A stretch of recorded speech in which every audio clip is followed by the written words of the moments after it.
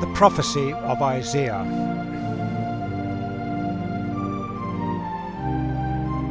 This is the fourth presentation in the series.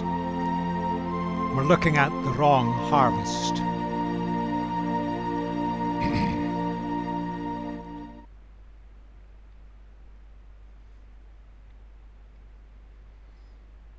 In the last presentation we looked at chapters 2 through to chapter 4.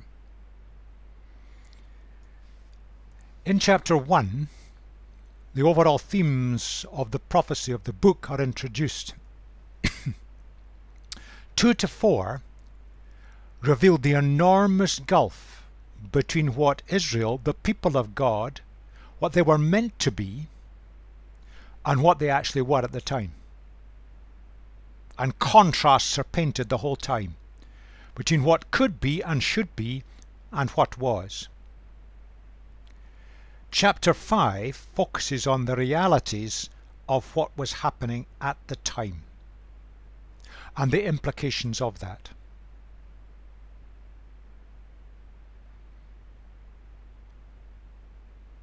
In Isaiah's day, society was falling apart. The political leadership was in it for what they could get from it. The legal system, it ran on a bribery system, which always meant that the rich won. And the religious leadership, they went along with it the same way. They were in it for themselves. There was a deliberate parading of things that were just simply wrong. The poor in society were being exploited, and there was all kinds of religious compromise. They were depending on their own armaments to protect themselves against the onslaught from the Assyrians, while religion had simply been reduced to ritual. We can parade around in our robes. We can perform the religious rites. But when things are wrong in our society, it cuts no ice with God at all. Isaiah paints a vivid picture. The people of God were meant to be a light to society, to offer hope, to offer direction and healing, to attract others in because of the quality of their lives. But what was happening was that the people of God were simply copying the standards of the societies around, and some of these standards were pretty dreadful. They thought they could work out their own destiny. They could do it themselves. But at the same time, let's keep God happy, so they went through the religious performance and ritual, all done in the correct way. It cuts no ice. And the leadership of the society of that day was self-serving. Possessions, materialism had started to dominate, an outward show parading what you had. They were important. And society was going to fall apart. But God was calling out to the people of God, calling out to them through people like Isaiah. Put your house in order. I can restore, but you've got to be willing. And there are so many parallels with our culture and society in the West today. So let's move on into chapter 5. A beautiful poem. I will sing for the one I love a song about his vineyard. My loved one had a vineyard on a fertile hillside. He dug it up, cleared it of stones, planted it with the choicest vines. He built a watchtower in it and cut out a winepress as well. Then he looked for a crop of good grapes, but it yielded only bad fruit. Now you dwellers in Jerusalem and people of Judah, judge between me and my vineyard. What more could I have done for my vineyard than I have done for it? When I looked for good grapes, why did it yield only bad? And now I tell you what I'm going to do to my vineyard. I'll take away its hedge, and it will be destroyed. I will break down its wall, and it will be trampled. I will make it a wasteland, neither pruned nor cultivated, and briars and thorns will grow there. I will command the clouds not to rain on it. The vineyard of the Lord Almighty is the nation of Israel, and the people of Judah are the vines he delighted in. And he looked for justice, but saw bloodshed, for righteousness, but heard cries of distress. There's a progression of thought here. The story grabs our attention.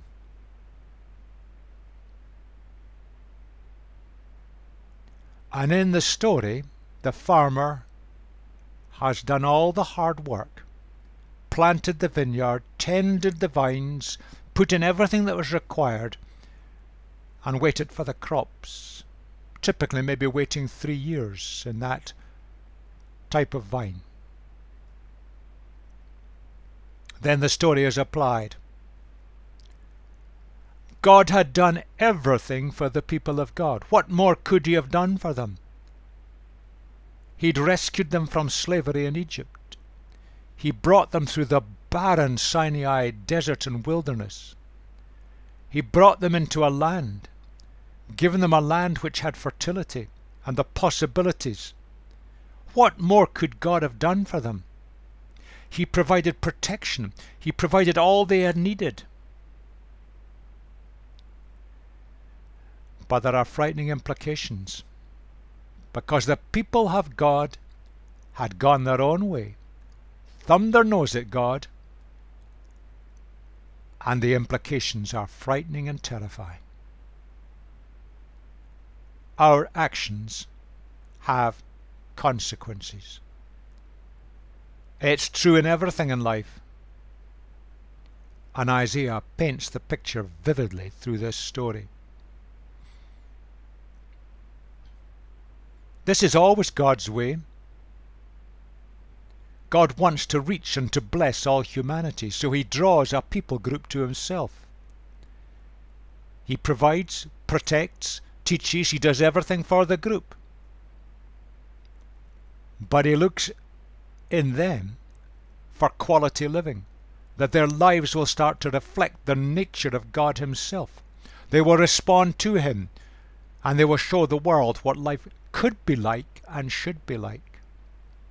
And he looks for them to make an impact on the world around simply by the quality of their living. And in this way God will then reach out and bless more and more people.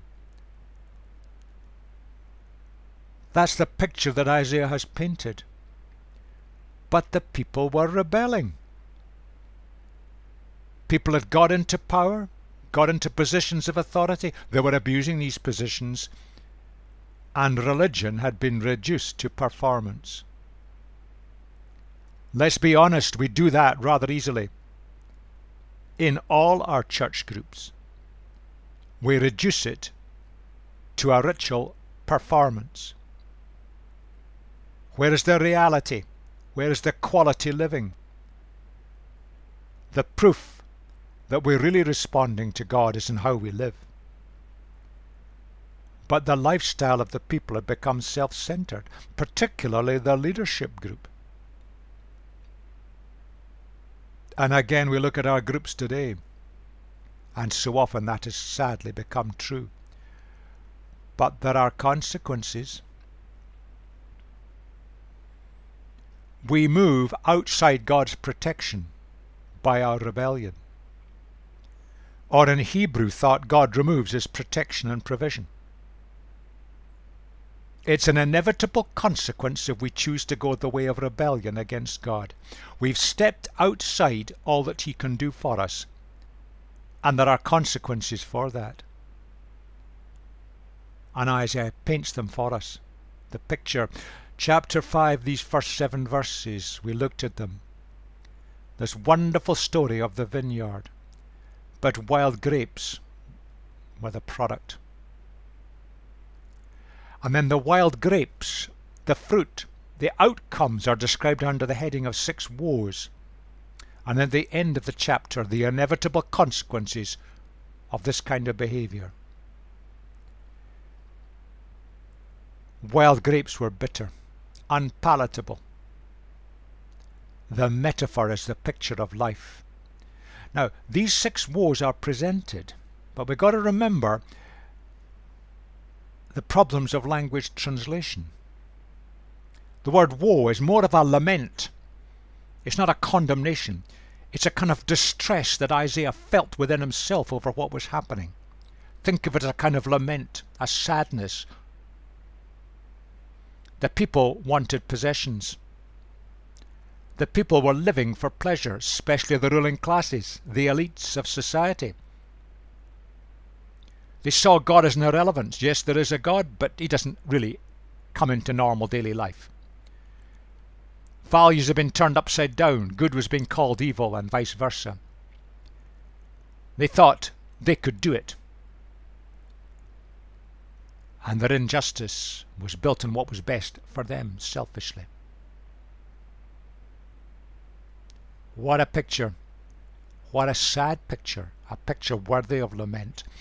There's a fundamental problem that underpins the whole of that society, and it underpins our Western societies and cultures today. What was happening then was that the wealthy spent more and more time in selfish indulgence. They were driven by a desire to possess more. They fleeced the poor in the process. Oh, how this so often happens.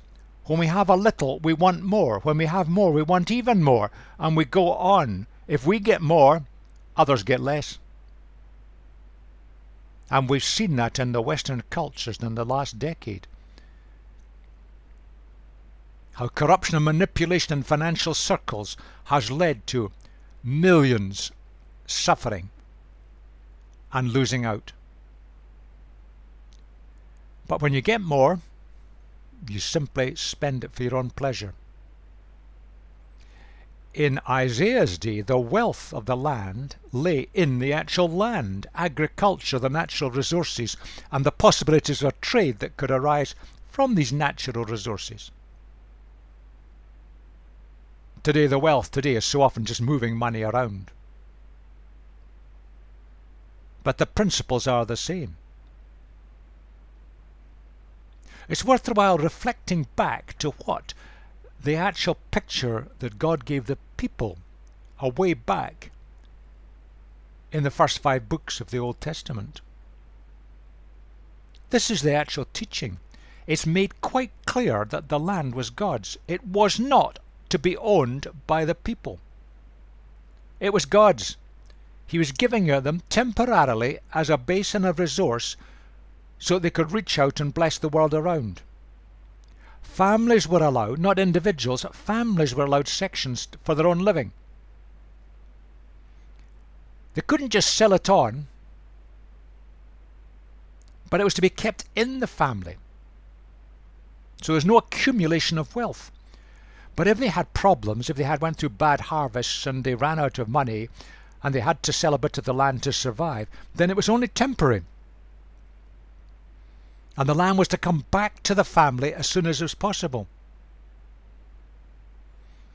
And in any case, every 50 years, everything went back to the original owners.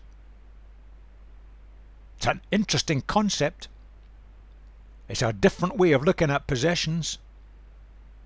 And we could learn much from it today in our materialistic societies. But all of this was designed to stop the rich becoming richer, exploiting the poor, and an accumulation of land and property in the hands of the few, and then tenant farmers would just rent a bit out just to survive. But they could lose out at the whim of the landowner. It was to stop that kind of abuse. That was what was happening in the days of Isaiah. The rich were just taking the land, appropriating it, and the poor were suffering because the only way to live was to grow their own crops. And there was no welfare state. The patterns are frighteningly similar today. How does this apply in our modern technological societies of today? Our modern gods. And if you think about it, our modern gods are all centered around us. We put ourselves at the center of the picture, what we want, what we can do, what we think, and God is squeezed out. Put in a box, privatized, ritualized, performance. And that is a pressure that's coming strongly from our political classes throughout the West today. God is seen as an irrelevance. Yes, there is a God. Leave him behind in your church buildings. Go through your performances if you want. But God doesn't affect the real living. We know what we're doing. And this passion to own things, even at the expense of others. This pressure for pleasure comes in insistently through our media all the time. And there's much injustice. And if you can get away with it, and if what suits you and gives you the best, toughen somebody else. And our desire to live longer, the fetish for health, for fitness, for diet. And in our societies today, good is being called evil. Evil is being called good.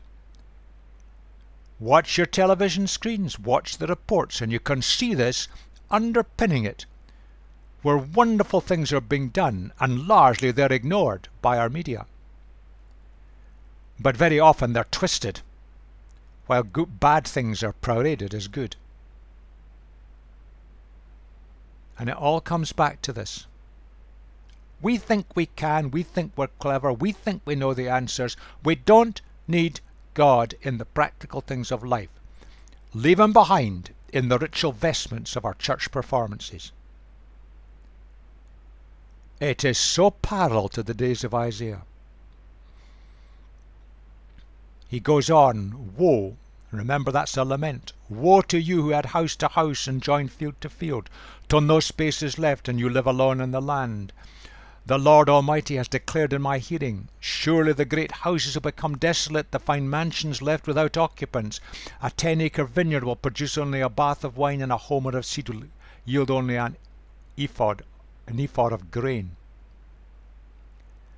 We go round our stately homes today that are listed buildings, buildings that were put up of the wealthy of the past, going back to the last century, 2 centuries and further back. They were declarations of power and splendour by the people who built them, to lift themselves high, built on the back of the hard work and the blood, sweat and tears of the masses. They're desolate. They have no occupants. And they could never be run today. They're not economic. Let's go on. Woe to those who rise early in the morning to run after their drinks, who stay up late at night till they are inflamed with wine. They have harps and lyres at their banquets, pipes and tambourines and wine, but they have no regard for the deeds of the Lord, no respect for the work of his hands. The accumulation of wealth at the expense of others for pleasure. I think that describes our Western cultures today. Coupled to that, Isaiah hammers it. And if Isaiah was standing at a street corner today, speaking his message out, he would hammer it again.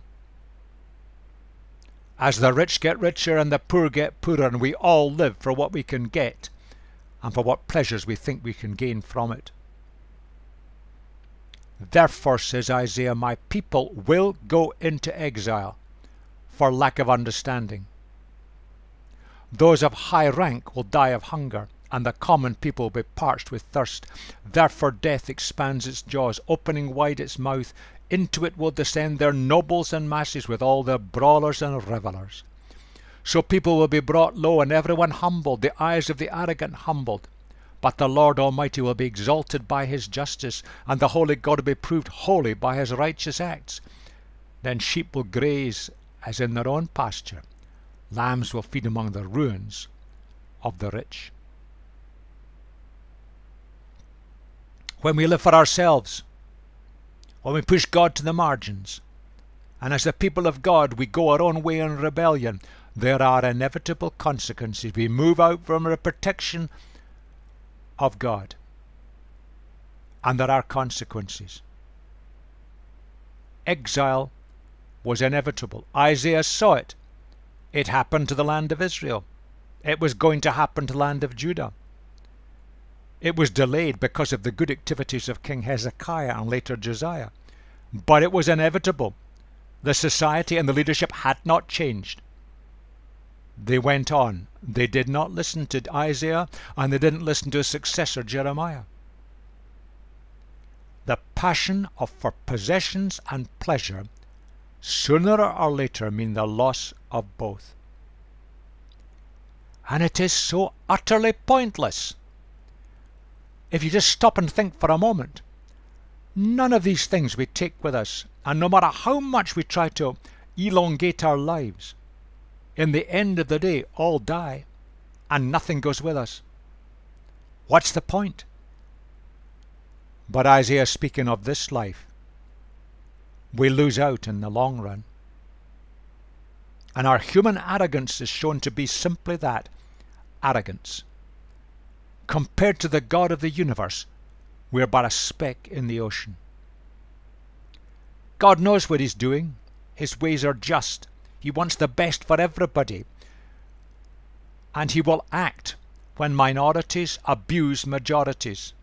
Or indeed in our ordinary daily society, we abuse each other and we seek our own benefits at the expense of others in whatever way we do it. And Isaiah pictures vividly animals roaming around the ruins of the collapsed society of Judah. And in fact, that is exactly what happened. It all came to pass.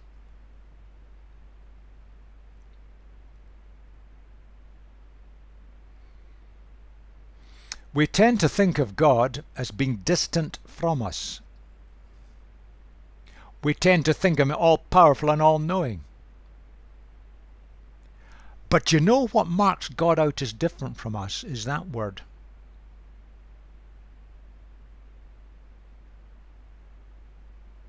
That's a kind of religious word. What does it mean? God acts with justice, fairness, and righteousness. In other words, God wants the best for you and me, for all of us. And he's always fair, he's always just. His agenda is the best for us. He's never selfish. And that's what makes him different from us. That is the key characteristic of God. Isaiah got it. He saw it. And if we look at ourselves, and Isaiah does, he looks at humanity, and he understands this is the prophet seeing the mind of God in the context of his situation. That's a good description of humanity. Most of us in varying degrees, we choose not to love justice, fairness and righteousness. We think of ourselves as number one. We take our decisions on what will benefit us. We plan our lives on what will bring us the greatest possessions or pleasures, reputation, status, career, or whatever. We're self-centered. God is love, which means that God places the agenda of the other, that's you and me, first. No matter what the cost, to him. We're not like that. We do not place others first. We place ourselves first. That's anti what God is. That's the big gap, the big difference. And as a result, we hurt and damage others. Look at your communities. Look at your families. Look at your workplace. Look at our societies. Look at our fractured societies in Western countries today. Divided, disagreeing, broken, competitive. That's the big fracture. And Isaiah exposes that. And before God we should be ashamed, and we are ashamed. We don't match up. Because if we put others first, and we all did it, then we'd be living God's way, and society would be wonderful, and nobody would be in need. Isaiah was way ahead of his time because he saw society through the eyes of God. But let's move on. Woe, again the lament, woe to those who draw sin along with cords of deceit, and wickedness as with cart ropes. To those who say, let God hurry, let him hasten his work, so that we may see it, the plan of the Holy One of Israel, let it approach, let it come into view, so that we may know it. Woe to those who call evil good and good evil, who put darkness for light and light for darkness, who put bitter for sweet and sweet for bitter. Woe to those who are wise in their own eyes, clever in their own sight. You see, we've privatized God, put him in a box, put him into our religious buildings and cathedrals. He doesn't really affect ordinary life, and our political overlords encourage that perception so often. And we almost mock, well, God doesn't really do anything. He doesn't act. We don't see God. There are no miracles. There are no interventions. We've boxed God up. You cannot put Jesus in a box. He will always break out. And we think we can run things better than God. And even within our church groups and our religious groups and our Christian societies, we think the same. We call our meetings, we build our agendas, we plan our programs, then we ask God to rubber stamp it. Doesn't work that way. It will fail. We can take all the decisions we like and think we're very clever, very wise, very thoughtful and careful, very prayerful. But basically we're asking God to rubber stamp what we've decided. And in the end of the day, we don't really think God's involved with the ordinary things of life, the practicalities. We've lost it. And in our societies today, we've reversed values. That is frightening. There's a deliberate interchange of evil for good, good for evil. That is a frightening picture. Look at our media. They present a picture. It illustrates it. Listen to our leaders. You can see it. And it comes back from that. We think we know. And we don't need God. And particularly in the intellectual classes. We think we know. The expert. When it comes to these matters, only God is an expert, and in comparison we are as nothing. I want you to ponder this one. In the same way as disease cannot coexist with health, unrighteousness cannot coexist with righteousness. All that is good and right and just and fair and true does not coexist with the opposite. And there's a deliberate attempt in our Western cultures today to build a culture of unrighteousness, and it is squeezing out righteousness. And it's squeezing out the people who are seeking the way of righteousness. The people of God, we're under pressure and we're tragically compromising, but we're under pressure. That insight is worth pondering. Going on, woe to those who are heroes at drinking wine and champions at mixing drinks. Many of our films illustrate that. Who acquit the guilty for a bribe and deny justice to the innocent. Therefore, as tongues of fire lick up straw, and as dry grass sinks down in the flames, so their roots will decay and their flowers blow away like dust. For they have rejected the law of the Lord Almighty, and spurned the word of the Holy One of Israel. Therefore the Lord's anger burns against his people. His hand is raised, and he strikes them down. The mountains shake, and the dead bodies are like refuse in the streets. Yet for all this his anger is not turned away, his hand is still upraised.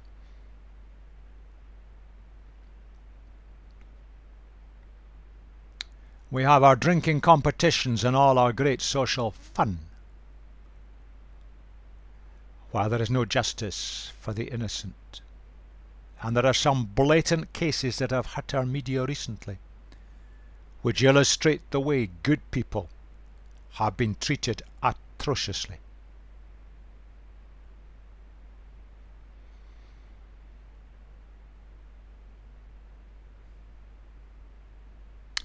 That's the way our society is going. And when we are supposedly having our fun, not only in our society are people suffering, but there are people who are the followers of Jesus throughout the world who are being persecuted mercilessly. What are we doing about it? Instead of spending our money on our selfish indulgences, let us give our money to give these people just the basics of life. But Isaiah pictures a society that collapses. Now you can look at it from two perspectives. When a society deliberately goes corrupt in this kind of a way, it does not survive, and the history of the world shows that again and again. It does collapse. But equally you can look at it to say that the people have withdrawn themselves from God's protection. Disaster happens. You're giving Satan a foothold. He has a field day. Or you can look at it the way that Isaiah speaks about it, as the Lord's anger comes against his people. The society burns up like a brush fire. It's a vivid picture, and I can see the beginnings of the brush fire starting in the West today. Sadly, I lament. You see, the people of God had failed, and the only way was to destroy this vineyard, root and branch, and start again. Do we really want that as the followers of Jesus today? Because sadly that's the way we're heading. God had acted, and he goes on acting, but the people would not listen. So the actions kept having to repeat till eventually the people of Judah went into exile, exactly as Isaiah predicted. When we don't respond, God will act to put things right. To the last stretch. He lifts up a banner for the distant nations. He whistles for those at the ends of the earth. Here they come, swiftly and speedily. Not one of them grows tired or stumbles. Not one slumbers or sleeps. Not a belt is loosened at the waist. Not a sandal strap is broken. Their arrows are sharp. All their bows are strung. Their horses' hooves seem like flint. Their chariot wheels like a whirlwind. Their roar is like that of the lion. They roar like young lions. They growl as they seize their prey and carry it off with no one to rescue. In that day they will roar over it like the roaring of the sea. And if one looks at the land, there is only darkness and distress. Even the sun will be darkened by the clouds. Isaiah pictures the overrun of the people of God in Judah by a distant nation. He shows later that it's going to be the Babylonians, who are the successors to the Assyrians. The Assyrians, with their efficient army system, the Babylonians inherited and developed it. The Assyrians with the brutality and violence and wanton evil. The Babylonians inherited that. The land was devastated. Jerusalem was sacked and burnt to the ground. The leaders of the people were taken into captivity. Anyone with any ability was removed. Large numbers were killed.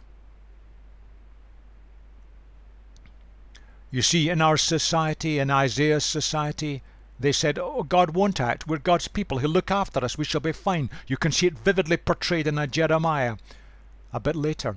They thought they could solve their own problems. They didn't need God. They didn't need to put their house in order. All would be well. And God said, no, you've rebelled. You've stepped outside my protection. You've gone your own way. You have to take the consequences. And without God's protection, they were overrun. And the vineyard of God's people was destroyed. And Isaiah pictures the coming onslaught in vivid poetic language. In fact, the Assyrians laid waste to nearly all of Judah at the last decade of the 8th century. They nearly took Jerusalem, and it was only Hezekiah turning to God and going to the temple that allowed God to protect Jerusalem. But it was a temporary reprieve, because it was another king a bit later that oversaw the Babylonians sack the city. Isaiah saw this as imminent, irresistible, comprehensive, rapid, remorseless. That's what the Assyrians were like. That's what the Babylonians were like. And that's what happened. Persistent rebellion by the people of God, we lose the protection of God. We're not producing the quality fruit of quality living to make an impact on the world around. We lose God's protection. And the whole thing crumbles like a bushfire and is gone.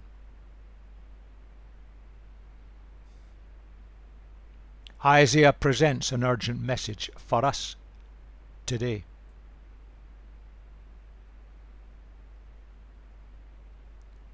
We center things on ourselves, even within our Christian groups.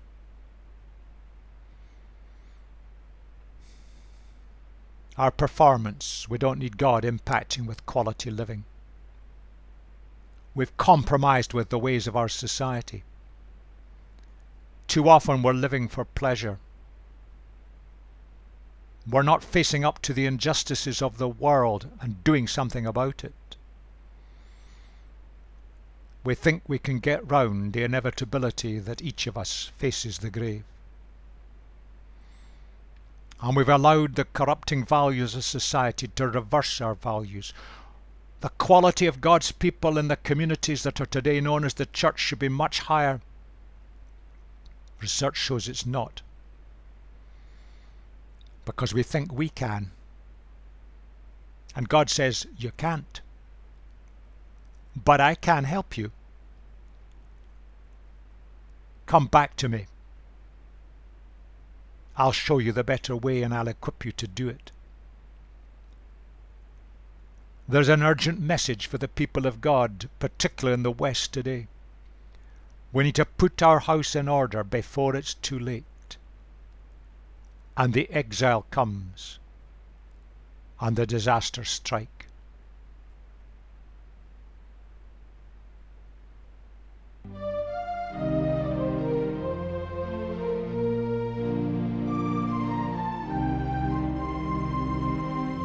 The hard messages of the prophecy of Isaiah. And after that hard section, we will look in the next part at the start of the answer.